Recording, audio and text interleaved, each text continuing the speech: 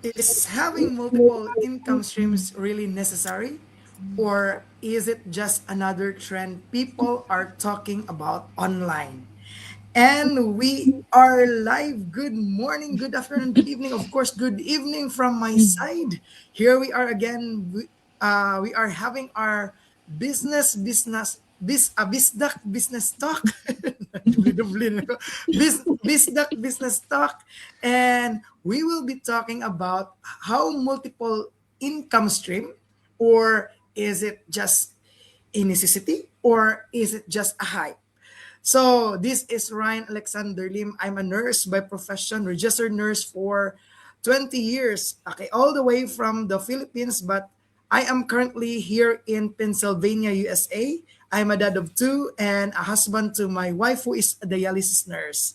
So nanapod mi karon guys, but before anything else, I would like to invite you to our free webinar. Kung kamo nagsige mo guna-huna karon kung unsaon na pag-fight ang inflation, unsaon pag-fight ang rising cost kay taas pa ning gasolina because of what is happening right now in the global market and in the global world or global world economy.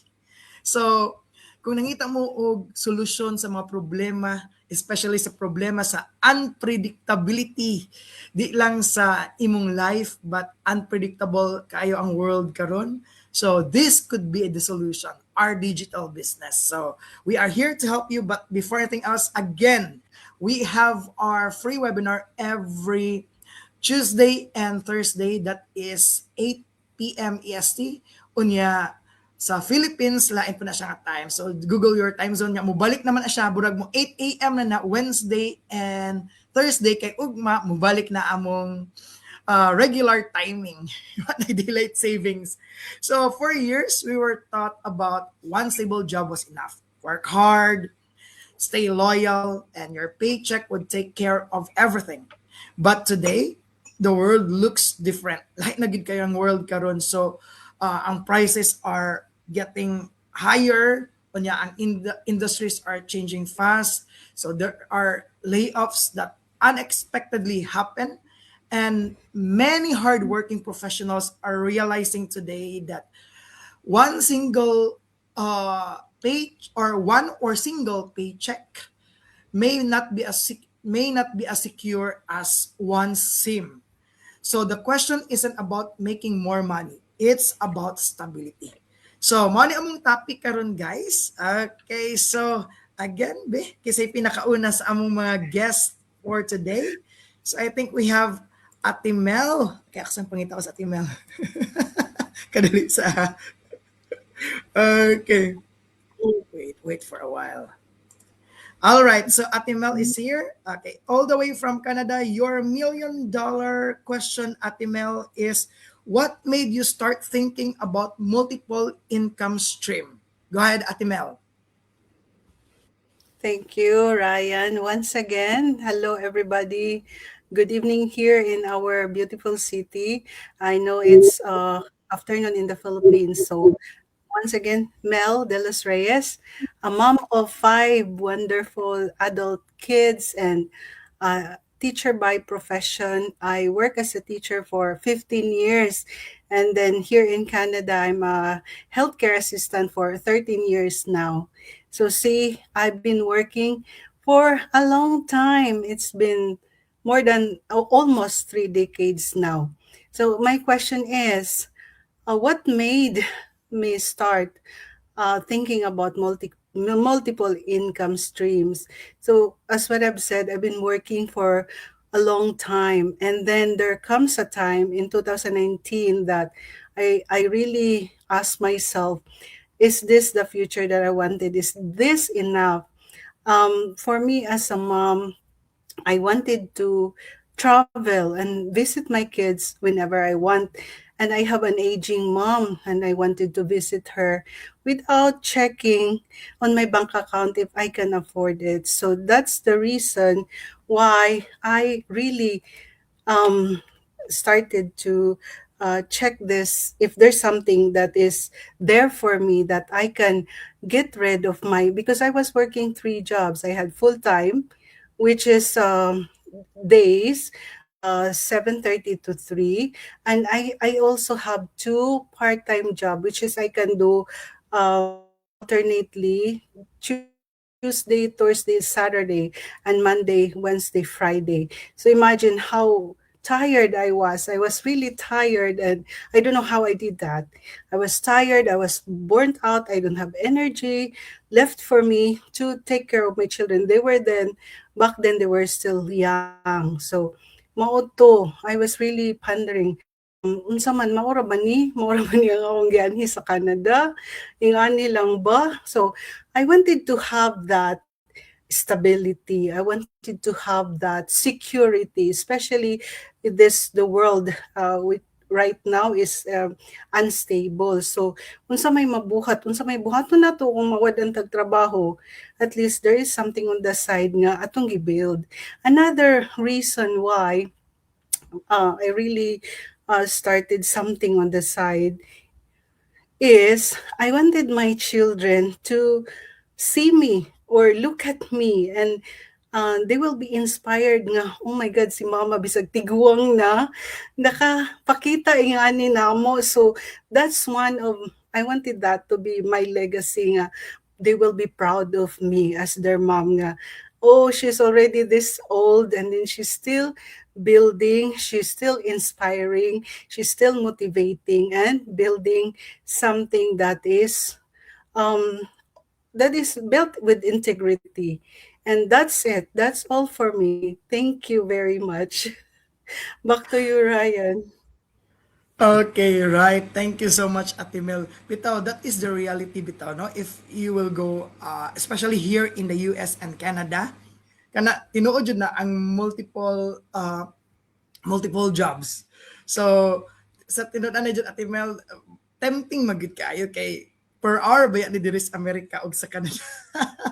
But in the long run, burag sa kuan pod kana bitong you are trading time with your kids. Mga ginahong nakita. So that's why it's a really good one, Ate Mel. So for those who are watching right now and kanang tied up gid ana ba nga scenario nga you are working 2 to 3 jobs, tinud anay gyud na ang uban pud ana is kanang mag 16 hours pag gina 12 hours, grabe na gina kakapoy. And I can really feel, especially in the healthcare industry, but not only in the healthcare industry, maski sa tanang profession, kapoy magin ang trabaho. But if you can find a way nga malesen ang imong workload, so this is it. We are presenting you a solution that can help you become parents. Nga dili lang parents nga nag-provide, but a present parents. So what is Ate Mel is showing us, doable gini nga business. So thank you so much, Ate Mel. And now let's move on to Landown Ander. Okay, so we have from Australia, we have ang pinakagwapa ni siya. Sis Louisa. Your million Oy, dollar question, by the way, sis, your million dollar question is, what assumption did you have about it that turned out wrong? Go ahead, sis. hello everyone, maayong gabi sa inyong tanan. I know it's evening there. Good afternoon on my side and good afternoon still in the Philippines. Guys, for those of you who don't know me again, this is Luisa. I'm here from Sydney, Australia, pero taga Leyte sad ko. So mga bisdak mi diring tanan. So I've been in the nursing for, my God, almost 12 years. That's like ate Mel.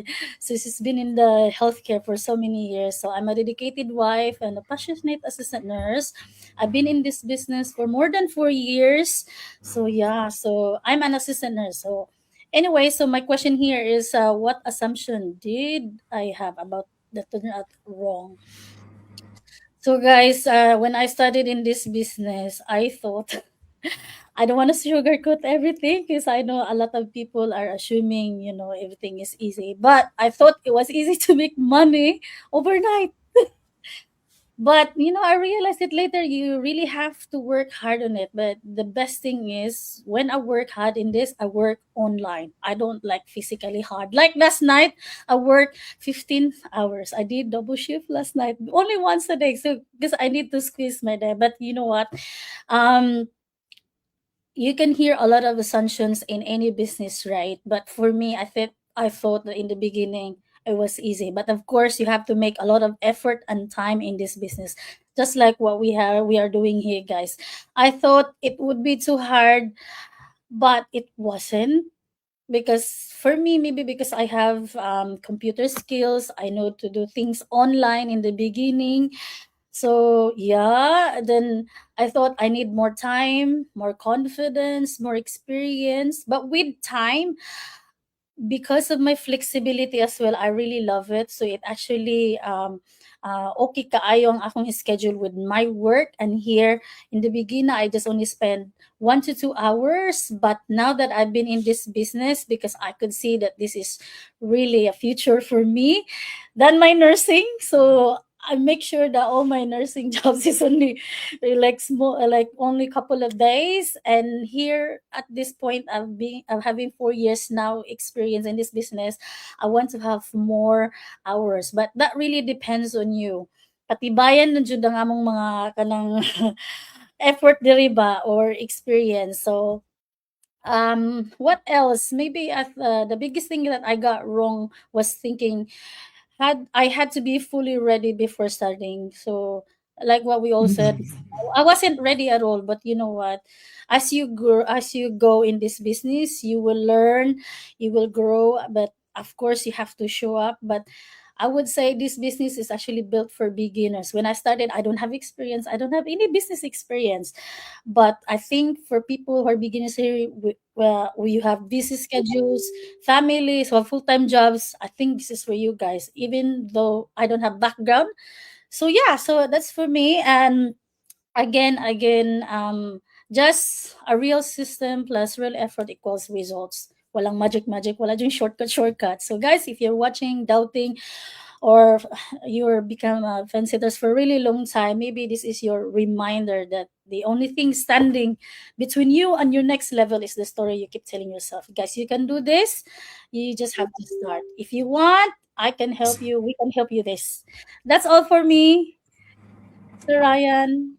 Thank you for taking your time. All right, thank you so much, Sis Louie. Nakulbaan ko kaya ang akong internet ni kalit og stop may gali kinibalik. Okay, thank you, Lord. Okay, anyway, before we'll go to our next guest, guys, allow me to shout out my very supportive mentor all the way from California, USA, and soon to be coach. Si Sharon. Sus, pasalamat jud ko aning akong mentor kay ning click jud ko aning yang ads di mi kaila. Okay, salamat jud kayo, and she's really an angel. Okay, thank you so much, Sis Sharon. Now, as what Sis Louisa have told us earlier, this digital business is really good for busy professional, especially kanang mga parents out there, kay it can really go a long time with your full-time job. So all you have to do, because this is already 90% automated, so ang imo ra gyung buhaton is like this. And of course, we are not promoting products, but we are promoting this kind of lifestyle, so the flexibility lifestyle. So kamo pohon, if you are really desiring to change your life or even to retire early, this business has the potential to retire you early. Ayun na mo gumat og 65. Uy, kay magugod-ugod na taan na. So di na mo mag-enjoy mag-travel mo.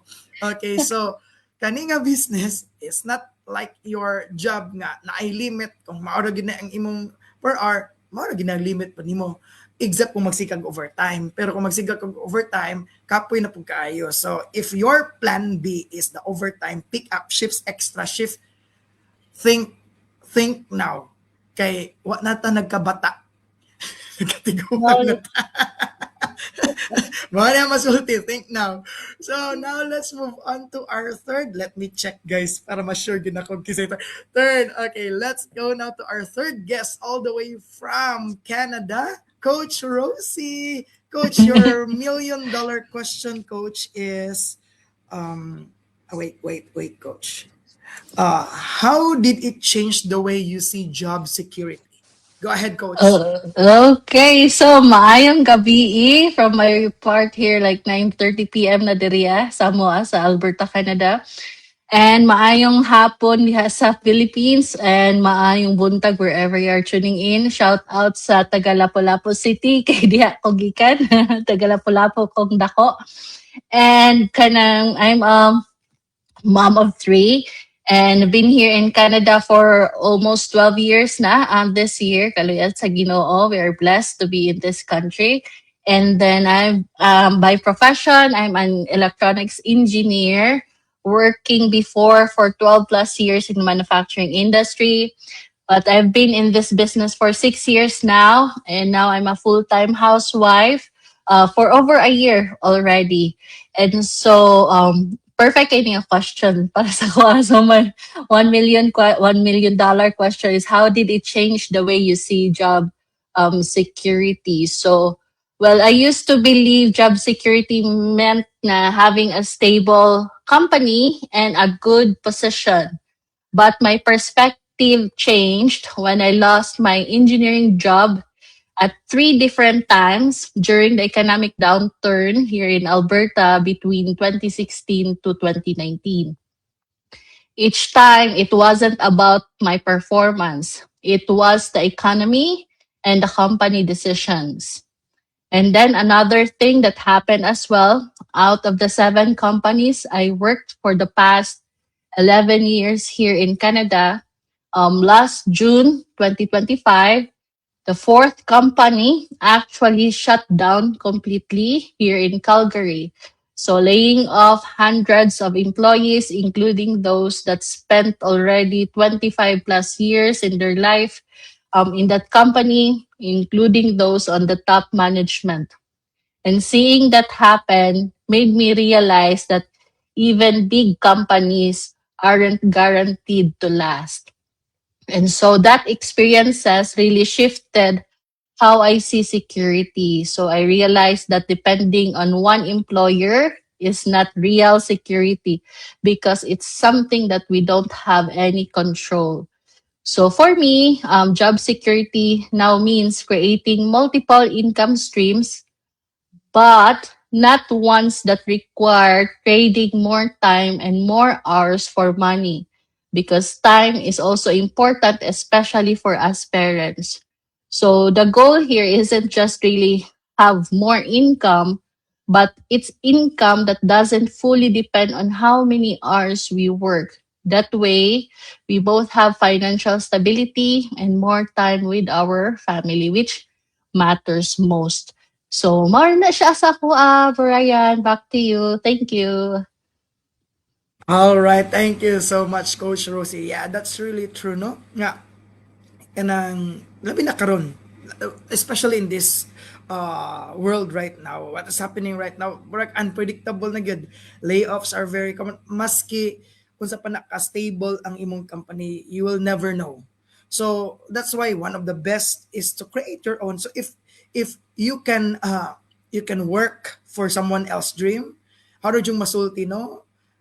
Why work on your dream also? So your dreams are valid, so go for it. And of course guys, as kuan po ni Coach Rosie, di ba, have not only multiple income stream, but of course have a solid one as much as possible. So maski kung daghan po kag mga income stream pa diha, mas nindot jud nga na kay solid one that is for lifetime.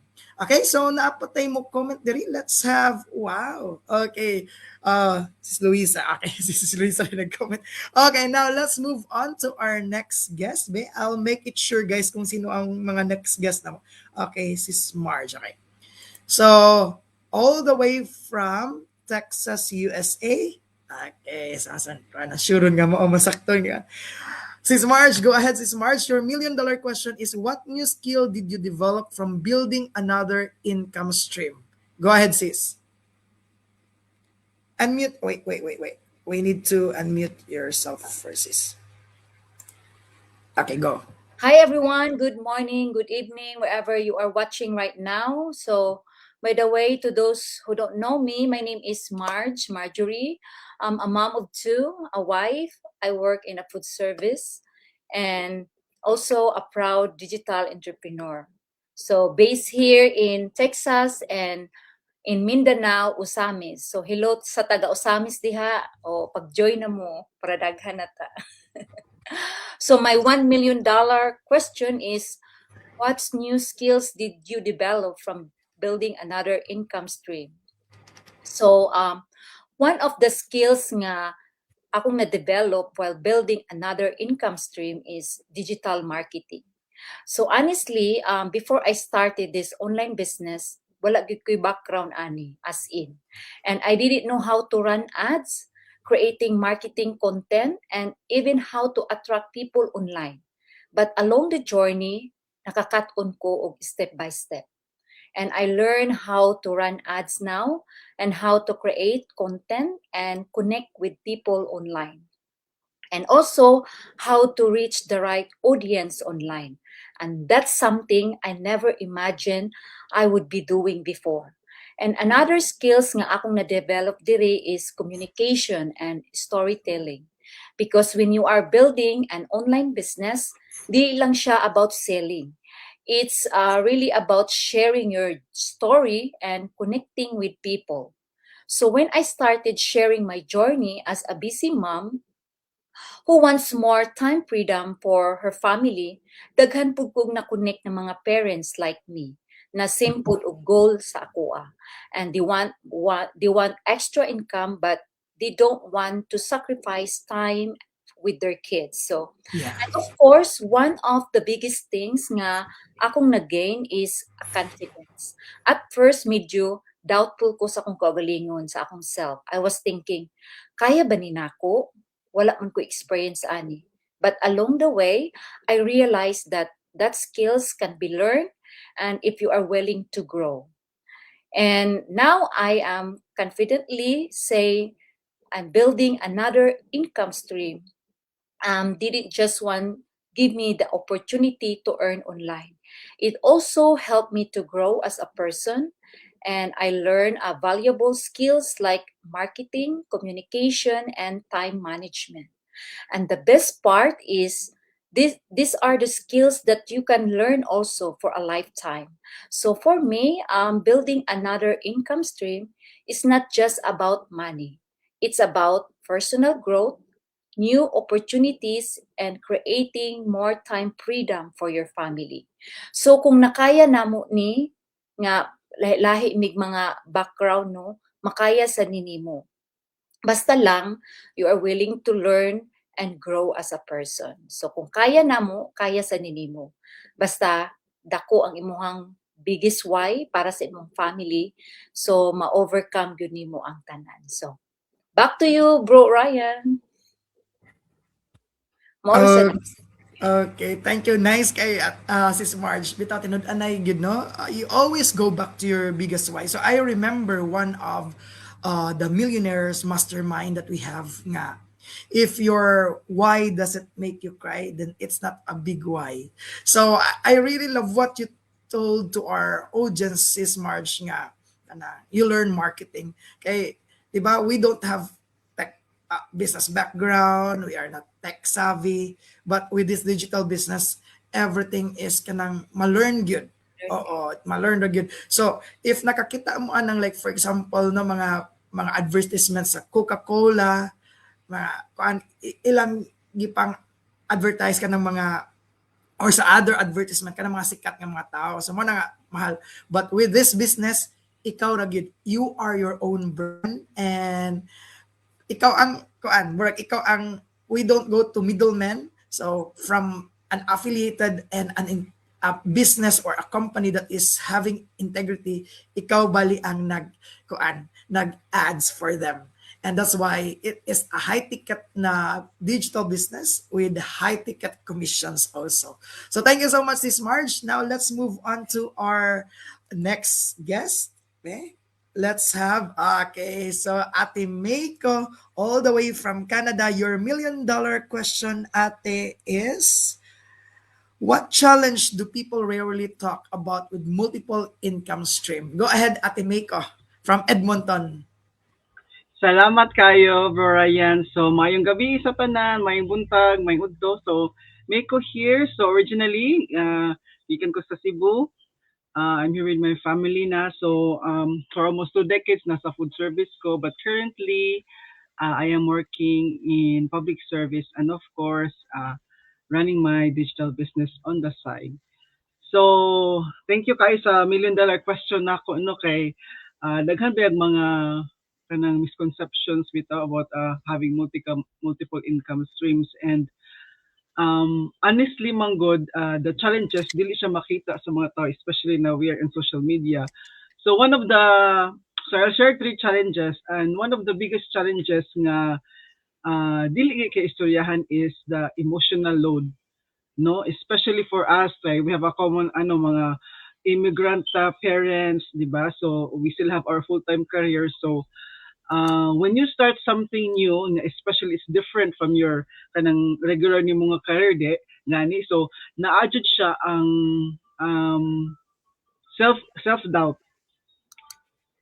Na-adjust siya ang self-doubt, no, nga mahadlok ka ba nga especially ma-judge ka sa uban ng mga tao, and ang pressure pud nga because of course we are doing an online business nga ang misconception sa uban nga dapat successful ka overnight, no, so there is that kanang pressure, and then and sa imuha within yourself ang load sa imong emotion magsaksak sinagol na siya, no, and of course as mga immigrant parents ta, mga career professionals, no, daghan tag mga background, no, daghan kay tagiatiman pud, and that's why we invested in this business is because we want to add another income stream, and that becomes heavy pud siya ba, no, sa ato ang kagalingon, na pressure na ato ang kagalingon because of that.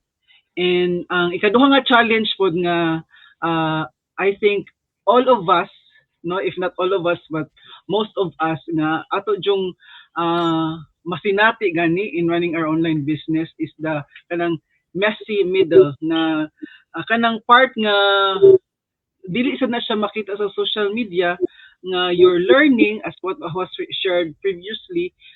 You're still learning the business, you're trying different ads to find your winning ads. You're sharing the business, it may be offline, and then you fail because that ad is not working, right? So you stop your ad, and then you adjust so many times, right? It's because, like, for example, sa social media, ang social media is grabe ang changes niya. Dali ra kay siya mo change, especially ka ng mga algorithm, di ba, sa social media. So you are constantly adjusting, adapting, but dili man siya kanunay na results. So sometimes you don't get results right away. So mao ni nga ang season nga makapangutan na ka ba sa business owner nga man siya, para asa pa man ako pagpadayon or upadayon pa ba ko, no, so makapangutan na pug ka sa imong kagalingon ana. And sometimes you feel nga ikaw ra ang nag-struggle, but of course with our community, thousands of us, tinuod jud siya nga each one of us moagi jud ani nga face, no, as a business owner kanang messy middle.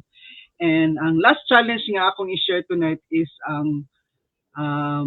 very important jud siya no, time and discipline, no, kay ang mga tao maghuna-huna ba nga multiple income streams means more money jud dayon, so related siya sa first challenge, no, pero in reality it really means na you need to set up more boundaries if you want to have that multiple income streams, kay you have to learn to say no, and kanang dili nga magsige kag yes. I think we've shared that before sa atong previous na mga live topics. And also another important thing is you have to build habits, manggod, and it might be different habits from your professional life compared to your business life, diba? Kay, of course, the employee and then the business owner mindset, dahil siya diferensya. So mura kang mahimong duplikara no, isa imong disiplina. So you have to build habits, ang mga sistema nimo nga which is kanang sa imong harapod kay different mga ato mga circumstances, and of course the routines that you have to develop, and dapat be disciplined ka. And so mo to siya, you have to say no to things nga sa una okay ra magsiling kag yes, no, and that is a bit kanang uncomfortable, di ba, nga mo say no ka. But despite all of these challenges, kuan ka po siya, worth it gihapon, no? The business is still worth it because every small win man good, every new skill that you learn, every moment nga imong gifili, no, to grow yourself over the fear of failure, no? It builds a different kind of confidence sa atong kaugalingon. And also, it gives you a sense of security nga dili di siya mahatag sa usa ra ka income stream kay because of course galing nag-share na nga there's no security anymore in relying on the employment income nato. So, mula na ako, bro Ryan, back to you. All right. Thank you so much, Ate Miko. Purag makarelate because imong gingon Ate Miko nga messy in the middle. Okay. Nabi tay mga time nga makapungutan na. Wala nga naman ni nga kanang itong thrilling na kay nga just one ko ani murag ay dako gid kay ning kan murag nakaset na ba kato noon nag-start ako daghan noon pero anyway sometimes moingon man na si God nga there's something big especially along the waiting time kay when we join the convention especially in Chula Vista last time mao po na experience sa mga big leaders. So, yeah, that means that we are on the right track. And thank you for reminding with that, Ate Miko. So, tinud-anay gyud na. And the challenges about the time and the time management. Pero, ana sila, it's not all about time management man daw. It is how you prioritize time and then mga activities nga kanang priority para nimo. So like for example, having this business. So if this is your priority, so this business will also give you or will prioritize you. Kung imo ra po nang gitreat as a hobby, so hobby ra po ang imong balik. So if you treat it as a business, so business mo ang balik. So thank you so much, Ate Miko. Now let's move on to our next guest. Now, ato na po tayo sa USA. Okay, so ang among kinakusgan na tigkuan aning ong StreamYard. Ate Angel, let me read your $1 million question, Ate Angel. How did your family or friends react when you started? Go ahead, Ate. Hello, good evening, good morning, good afternoon to all over the world. My name is Angel, originally from Cebu, Philippines now, and I'm here sa US. Social worker by profession, mom, and a very, very proud digital business owner. So multiple streams of income, before wala dyan na sa ako wala na sa akong plano, no plans of having multiple streams of income. Makaingon bit ako sa uban no na my God, how did they do that? Yun sa man nila, I've seen before, even when I was young, nakakita ko sa mga amigas ko, mama, they sell all these stuff and, they have so many businesses, and in my head, why, yun sa man nila, no? I mean, they work, they have their kids, and so, when things happen, murag magbag-uhan ba tayo mong pamilya, no, nga, kanang di man siya open ng mga business or mga multiple stream of income ni join man siya. Pero one thing I am glad good is because my husband is very supportive. Dili lang siya mag-apil murag pasagdaan lang jud ko niya ba. Kung maingon ko na ako'y live, maingon siya okay, ako like take care sa mga bata or na ako'y buhaton, and siya okay, When I joined this business, I asked him, because our money is together. So I have to ask him before I spend money. So I asked him, I said, I'm going to join this business. Is that okay? Well, if gitan-aw mo kanimong accounting, gitan-aw mo kanimong money. So he's just very, very, he's my one most cheerleader. My parents per se, sus daghan kay siya question, murag resibo ang question sa akong ginikanan. Murag dibalik ko pagka teenager, akong mga parents ingon sa especially my mom, ingon siya, unsa ba makuha nimo ana? Unsa ba mga the questions are a big receipt. Murag resibo jud taas kaayo nya akong ina akong mom, Business is, you've been a business person before. Nag-run ka sa imong own sari-sari restaurant, sari-sari store. Diba, it took you almost 10 years to be successful. So why did you ask me all these questions? Diba? So now my mom always just listen and react, and so it's different from everybody. They don't know, if they don't know you, murag ma-shock yun sila at first na uy na naman ni siya business. Uy, why did she start business? Daghan na bang makaingon pod no nga na pordoy na ka or daghan kay bisag na kay dang multiple stream of income doesn't mean you're poor. It doesn't mean ang para sa uban no mo dyan lang unang reaction na kasi nawa na ni siya trabaho mo nang nag-business na po ano ba no daghan kay mga different reactions sa mga bang tao di ba but to be honest good no I am super proud that I learned about this business because kung wala ko kay ba nga business I would be stuck with just working na jud murag boring na jud kay akong life bakit work unya murag akong circle of friends sa una murag buhara nya mga American rapod di ba karon na jud ko yung mga circle of friends nga akong mga kauban nga mga Bisaya ana bitaw kay murag nakarelate jud ko bang nindot jud ning nga kay community nga same like-mindedness bahala na nang uban no now I don't care what other people say unsa pa na ilang mga reaction I don't care and na-learn po na ako sa business nga they don't feed your family they don't give you money who cares really in this world nobody cares besides yourself and your family. So, mora na ako, Ryan. Thank you. All right. Thank you so much, Ate Angel. Thank you. Bitaw, tinudan na bitaw po, no? Kanang, I remember my mother, brag, halos tanan gito sa, tanan gito nag-iapila sa akong mother, almost tanan, Tupperware, Avon, Sarali.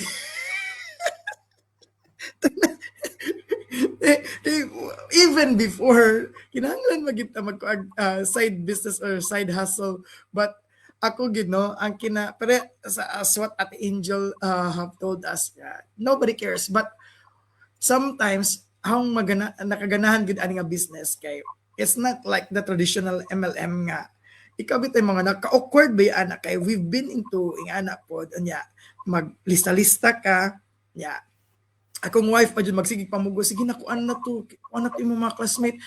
Uy, pila ka years na wa mo yung nag-chat-chat, hawon chatag kalit. Di ko, mo nang di ko ganahan na. But when I found this business that is really different and then it's attraction marketing, diri pa ko nakakuan nga, strangers trust you first than your friends and family. Para ako, same with Ate Angel, ako mga parents, muragwan ang po, pakiburawan ang po, okay, sige, support talamian. Okay, now, I think it's mine now. Okay. Okay, that's really true. Okay, I think it's my turn now. Okay, for my $1 million question is, what small action help you grow your additional income the most? Okay, so to tell you honestly, ako mo pa I already mentioned my name and I already introduced myself. Pero Tagalapu-Lapu di ko originally parehami ni Ate Rosie. Amo to parehami magbarangay ako babagdos ko Ate Rosie, mga opunganon mi, yung mga kuan ni Lapu-Lapu. Okay. So at first ako gyud pag-anan ni nga kana naadjud tong mentality bitaw nako nga kinahanglan mabalik gini ang akong gi-invest ani ang return investment dayon. So dili di ay kay the more nga burag maggigil ko, the more nga burag magpalayo manon. Actually ni start ko kuan ani nga business kanang ni take off na akong business when I changed myself personally. Ang self-development gud katong ako naging gi-ingrain ang being grateful and then those are just the small step and as what my mentor have told me when I started this business kay tanan magyud no kanang beginner ka wala pa ka experience ako naging gisunod ang gingos akong mentor nga be consistent lang gyud so maski mga ginagmay nga steps be consistent so mao ta ang gibuhat is kay nagtrabaho pa mo kanto sa Philippines actually I also did multiple jobs in the Philippines pero dili gid siya maayo. Kay it turns out nga wala nag-good time kay wa koy kuanad to kay although I love traveling a lot katong wa pa mi anak nice gyud akong work as a nurse educator kay libre man tanan the airfare the hotel pero kanang katong pag pandemic when the pandemic hits nya nanapo koy anak nalahi na gyud akong perception nga di gid pwede ko sa stream of income kay actually I'm one of the, although I'm a nurse, but I'm a nurse educator, but affected good akong job during that time, during the pandemic, because we need to face a lot of students. So mao to akong realization nga we need to have multiple income. And regarding this business, akong mga ginagmay ra good, like for example the consistency mao gini ang pinaka-importante. Your small kanang mga gipangbuhat, it will compound into big. So when I develop that confidence, then when I learn more, kay the more you learn about the business, the more you will become confident. Dito na ning take off na good and hinahinay na, and until now I am enjoying the fruit of my labor right now nga kanang it's turning to be one of the passive income already. So mao na yung akong ganahan sa business. So from those simple nga mga action, and then kanang gi-follow po nako ang everyday na ay routine, and kani when we go here in America na routine naman na siya. So those kanang effort nga kanang even mga small efforts day in and day out mo collective rig na siya, and then you'll become successful sa imong habits nga gibuhat every day. Okay, so I think that's it. And now let's have our last one all the way from Bohol, Philippines. Okay, your $1 million question, Ate Merced, is what mindset should someone have before starting another income stream? Go ahead, Ate. Hi everybody. Ayong udto, it's alauna na dire. So it's 1:00 here in the Philippines. I am Merced again here. Thank you for letting me be here. Merced Kasing-Kasing. I'm live here in Bohol, specifically Tagbilaran City. So here, I'm a civil engineer by profession and a mother of my now 12-year-old daughter. So I've been in the business for quite taon na sad. So I'm here. That means really the business is really, I saw the business as something na gold, because this is pang long term ni siya. It's not only passing, no, but this is generational. That's why I stick. So, di ba, I have to stick, and I stick because I choose to stick. So, karon ang akong question is, what mindset should someone have before starting another income stream? So, unsa nga mindset ang kinahanglanon before starting? Because everybody, nata existing, no? Nata existing, it's either existing business or it's either existing work. So, we dive into another income stream because we need to, like, for example, this one, if we want to go into join this digital business, this is another income stream. Because for sure, we have existing na. So, what mindset ang kinahanglanon? I want to share a few.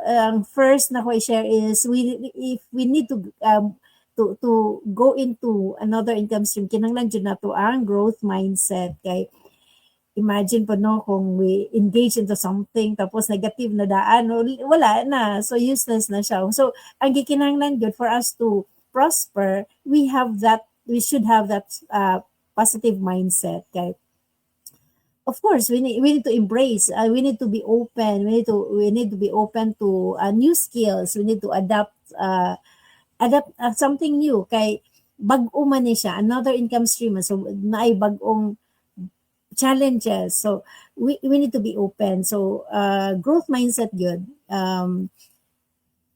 Growth mindset. So we need to learn to open to learning many things. Kay pag growth mindset ka, positive ka, we need to be adaptive to something. So new technology, we need to learn into something, a new system. There are different systems, different businesses, different systems. So next is kinahanglan tag kanang patience and long-term thinking.